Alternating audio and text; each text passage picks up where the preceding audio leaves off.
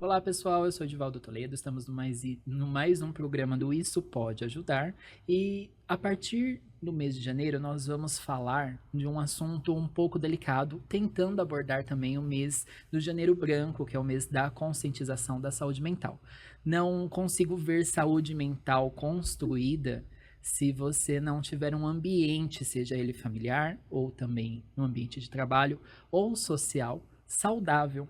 Por isso eu chamei Débora Preto, ela é professora, pedagoga com pós-graduação em projetos sociais e vai falar ao longo desses programas também como o papel da mulher precisa ser evidencializado e também ele foi construído de uma forma diferente nesta atual sociedade. Seja bem-vinda, Débora. Eu que agradeço esse convite, tô me sentindo em casa, né? Abrimos 2025. Olha só, né? A gente teve um esquenta antes, então ali a gente já estamos íntimos aqui. Bora bater esse papo de forma leve, porque é um tema que ninguém gostaria de falar, que é violência sobre mulher, as mulheres, né? A falta de direitos, mas a gente precisa falar. Precisamos, né? E muitas vezes a mulher ela não consegue identificar esse ambiente disfuncional, né? Por conta da base familiar e por conta da sociedade também, que acaba sendo machista, posso usar esse termo? Deve, patriarcal. Patriarcal. Exato. Né? E a sociedade acaba deixando de lado e não ouvindo, né, esses anseios. Aí chega em casa, a sua saúde mental está destruída e aí a base... Não tem, né? E aí, você como conselheira dos direitos das mulheres, como que a gente começa esse assunto delicado, porém importante e essencial? Ao longo dos programas, acho que eu vou repetir essa frase mais de uma vez, né? Falar de violência é você prever violência. Porque é nesses bate-papos, hoje... os meios de comunicação, apesar de ser informação e não formação e conhecimento, mas quanto mais a gente puder falar sobre isso, a gente vai acendendo luzinhas na cabeça. Porque muitas mulheres não se reconhecem vítimas de violência. Muitas mulheres não se reconhecem como vítimas de um relacionamento abusivo. Então, a gente precisa falar, mesmo que não seja agradável. E a gente precisa falar. Sim. Vamos tentar explanar de uma forma que às vezes a pessoa acha que um relacionamento abusivo está dentro só da casa dela. Exato. E não é somente. E mais, né? E violência é só a física. Porque a física, literalmente, a gente vê. E não é só, com muitas aspas, né? Isso. Então, é por isso que a gente tem que falar sobre os tipos de violência, como prever essas violências, o que a gente precisa fazer enquanto sociedade para não ter a violência, enquanto indivíduo, o que a gente pode fazer no nosso âmbito familiar para evitar as violências futuras. E não é um trabalho individual. Então, um espaço como esse, falando disso, é muito importante. Porque uma mulher sozinha, ela não vai sair de um ciclo de violência. Às vezes, até mesmo por não saber que está nesse ciclo de violência. Tem um caso muito emblemático de uma história que aconteceu num município onde eu trabalhei, que foi em Francisco Morato. Sim. Lá eu trabalhava no núcleo de atendimento a vítimas de violência. Eu brinco que lá foi meu melhor e o meu pior emprego, né? Lá eu aprendi demais, né? Mas todo dia eu falo assim, né? Quando eu estava emocional ali, é colocado porque assim, quando xeque. chegava uma família e tinha criança, eu falei, para essas crianças estarem aqui, elas foram vítimas de violência. Sim. Então assim, não combina criança e violência na mesma frase, né? E tem um caso, como eu estava mencionando, que uma mulher foi jogada água fervendo. Ela sobrevive e ela faz a frase assim, mas eu não sabia que ele não podia fazer isso comigo. Né? Eu não estava lá quando isso aconteceu, mas a violência no âmbito marido e mulher era algo que para ela era normal. Não tem infelizmente, aquele jargão em briga de marido e mulher não se mete a colher? Né? E é hereditário, Débora, pela condição que você... Um contexto hereditário? Ela viu isso com a mãe, viu isso com a avó? E como que quebra ciclo se você não percebe que isso é um ciclo? Então, é geracional. Mais que hereditário, sim, né? Mas geracional. Porque se você não quebra, se você não se identifica como vítima ou como abusador, por assim dizendo, isso vai se repetir. Isso vai se repetir. E como a gente, pensando em quebrar ciclos, né? Você vem de um lar disfuncional e tem filhos. Como a gente começa a criar essas crianças, vamos partir da infância, né? Como pedagoga, eu não posso deixar de falar da infância. A gente vai e cai lá, porque lá é a base. Então, quando a gente começa trazer esses conceitos para a infância, a gente está mudando a sociedade ao longo dos anos. E essa mudança de contexto de violência, ela é geracional. A gente vai começar aqui para a gente ver a mudança lá. Então, tudo que a gente está começando aqui é para dar uma mexidinha nos alicerces. Não é uma mudança que a gente vai ver enquanto sociedade. A gente pode estar mudando a vida de uma família, de uma mulher, mas uma mudança em escala de sociedade, a gente tem que começar pela infância. E como que a gente começa pela infância, né? Ensinando meninos e meninas os papéis sociais. A gente tem que passar por isso, né? E o que são papéis sociais de meninos e meninas? A gente tá falando de gênero? Não, a gente tá falando de respeito. De respeito. Respeitar o limite do outro. Porque se você pensar que a violência, o que ela é? Eu não respeitei o seu limite. O meu limite. Então, se eu começo a ensinar isso na infância, eu uso muito, né? Pediu pra parar, parou. Repito isso quantas vezes ao longo de 11 anos de maternidade? Zilhões. Para na hora que você tá falando? É claro que não. Educação leva tempo. Então, essa é uma frase que eu sempre trago, né? Pediu pra parar, parou. Brincadeira de cosquinha. A criança tá morrendo de cosquinha. Para, é brincadeira. Não, a criança tá pedindo pra parar. Mas eu sou a mãe dela. Ela tá pedindo pra parar. Eu sou o pai. Ela tá pedindo pra parar.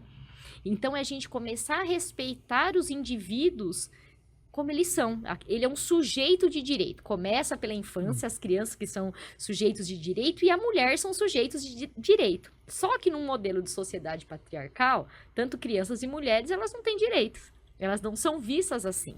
Então, a gente tem que começar desde a infância a tratar essa criança como um ambiente de respeito e um sujeito de direito. Então, essa questão, criança namora. Não, criança não namora.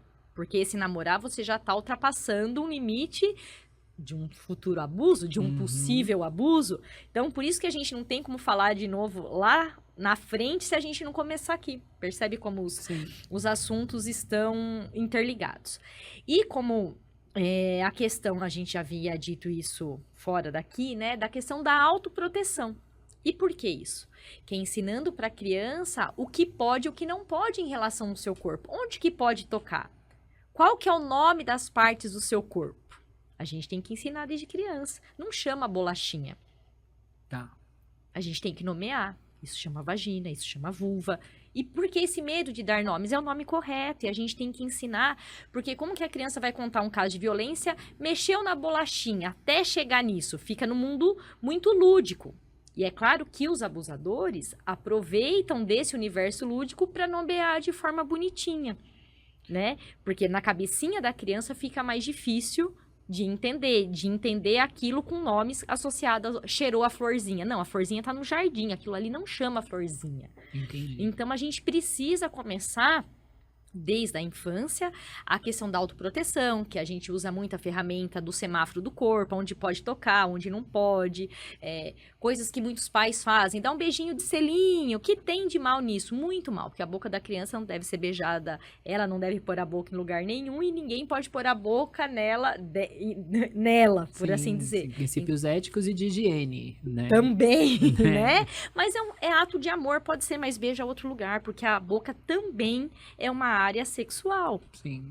E então, por isso que tem que ser ensinado. Porque numa questão cultural, isso não é por maldade. Eu posso colocar 99% dos pais que dão um beijinho não tem a maldade, é um ato de carinho.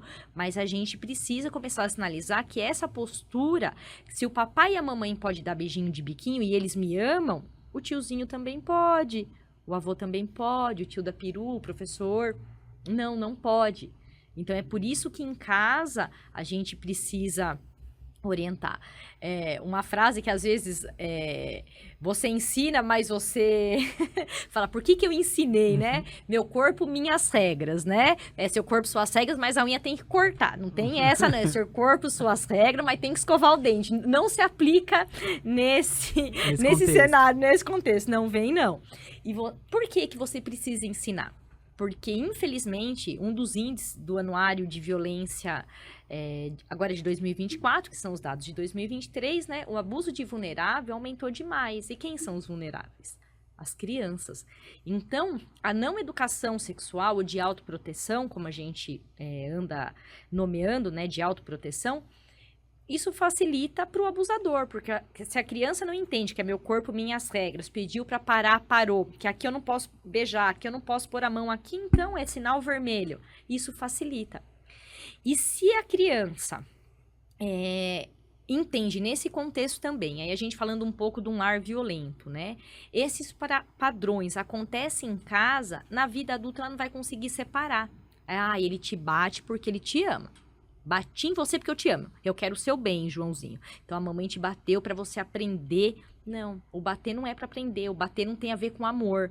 Ou aquele relacionamento lá na frente. Mas ele me bate porque ele me ama. Eu ouvi isso na infância. Era uma forma de amor bater. Porque ele queria meu bem, queria me educar. Então, são mudanças que não serão do dia para a noite. Porque a sociedade atual vem de lares disfuncionais. A gente está falando de criança de sujeito de direito há quantos anos? Pouquíssimos. Quantos anos na história que o ECA tem quanto? Muito pouco tempo. 96. Muito pouco tempo. Né? Na sua 92, projeção... 94/96. Na sua projeção, você imagina que nós vamos ter, pelo menos na próxima geração, uma geração acho que melhor? ainda não, né? A igualdade de gênero que a gente fala, se a gente não mudar as estruturas, são 300 e poucos anos até conseguir isso.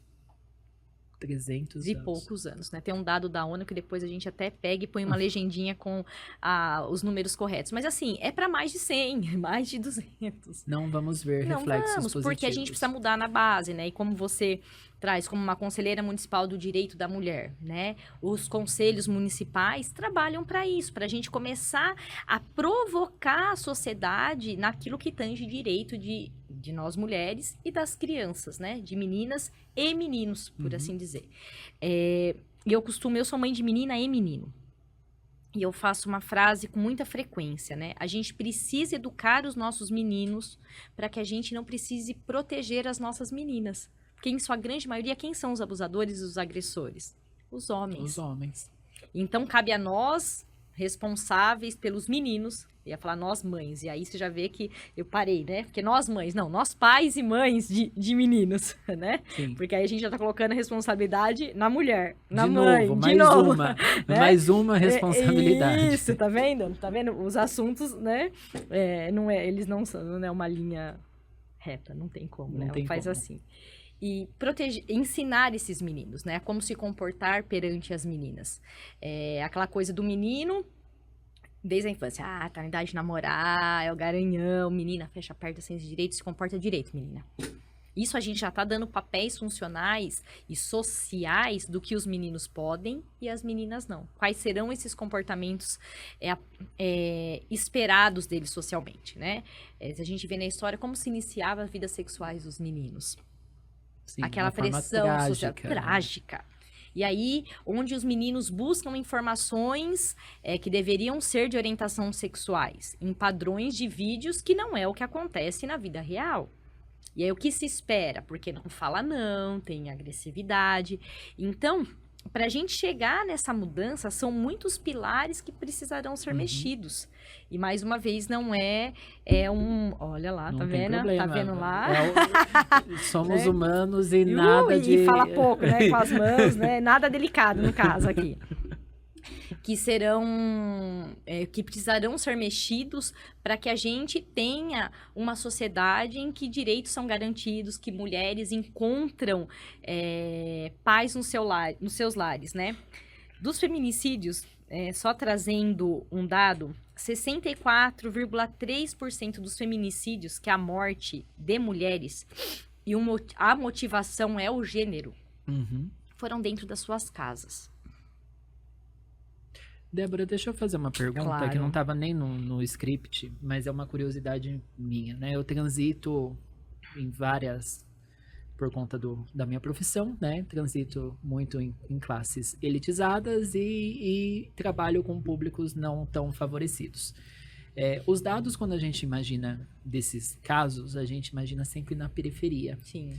como que é o comportamento destes casos em classes altas? É assim, né? Quando Porque parece que o muro do condomínio protege o agressor. Olha, o ano passado, esse ano, aconteceu que explodiu na mídia o caso da Ana Hickman. Sim. E foi muito bom isso chegar na grande mídia, né? Porque mostrou que a violência, ela não tem classe social. Sim. Porém, as vulnerabilidades, por exemplo, uma das violências é a violência patrimonial. A gente tem 5, uma delas é a patrimonial. Que é o que ela sofreu. No caso da Ana Hickman. Mas no caso dela, o dela foi a física no Sim, caso, mas né? sofreu patrimonial também. Ele tentava também, mas aí você vê uma mulher de classe alta que a questão financeira não era o motivo para ela não sair daquele lar abusivo, que ela tinha como sair. Então, muitas das violências, muitas mulheres continuam nesse ciclo de violência por conta da vulnerabilidade social. Tá. Então, a gente espera-se, né, que com maior nível de acesso à escolaridade, conhecimento, terapia, por assim dizer, a gente vai tendo uma sociedade mais ciente do que é violência, que se teve esse padrão, vamos quebrar esse padrão, mas lá na classe A acontece do mesmo jeito. E ela jeito. reconhecia o que era uma agressão, porque ela falava que não queria ter um relacionamento como a mãe dela teve, Só que né? quando ela fala assim, né, onde ela errou, ela fala assim, porque quando eu tinha 16 anos, já começa errado aí. Ela casou aos 16, né? Então aí, assim, já começa... Porque aí você está falando de um vulnerável também. Numa situação de vulnerabilidade, um homem mais velho pega todo aquele contexto e aí você vê várias violências sendo acontecidas ao longo E ele se dos anos, colocava como empresário dela, onde ele tinha um controle financeiro. Exatamente. Né? Então isso acontece também. E outra coisa, né? Agressor não tem cara. Essa é a questão. Então quando você fala para a criança também do lobo mau, não é lobo mau. Não vai ser um lobo mau, vai ser um homem. E pode ser seu tio, pode ser o professor, pode ser o pai, seu irmão, seu vizinho, o amiguinho do irmãozinho. Então, isso também, porque você constrói uma imagem de como é a cara desse agressor. Não, ele está em todas as classes sociais, no banco da igreja, né, dentro de um consultório. Não tem lugar para ele estar. Então, isso mascara. Isso é o problema. Porque aí fala assim, mas... E é interessante, né, dentro desse contexto... Um agressor, um estuprador, ele não é só um agressor, só um estuprador. Mas ele tem filha? Tem. Mas ele trabalha? Trabalha. Mas ele atende. Mas ele dá o sermão? Também. Então, ele não é só isso. Ele tinha uma mãe, mas ele era tão bom? Também. Então, ele não é só uma coisa. Porque ele não faz isso à luz do dia. Sim. Ele faz isso no escondido. À luz do dia é essa pessoa social. Então, nos muros, nos condomínios, isso fica mais fechado, mas é o doutor, é o fulano de tal, é o juiz, é o promotor e afins.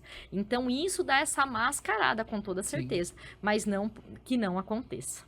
Débora, eu vou chamar um intervalo e voltamos já. Perfeito. Olá, hoje vou apresentar a vocês um produto essencial para o cuidado com a pele, a vaselina líquida da DV Pharma. A vaselina líquida da DV Pharma é um lubrificante puro e versátil, perfeito para ser usada como emoliente, ajudando a suavizar e proteger a pele contra o ressecamento e o desconforto. Além disso, ela é o ideal para reduzir crostas de pomadas e pastas previamente utilizadas, proporcionando uma aplicação suave e eficaz, seja no cuidado diário ou em situações específicas. A vaselina líquida da DV Pharma é a escolha certa para garantir a pele saudável, macia e protegida. Incorpore este cuidado na sua rotina e sinta a diferença. Você encontra a vaselina líquida da DV Pharma em uma farmácia perto de você. Para saber mais, acesse advpharma.com.br.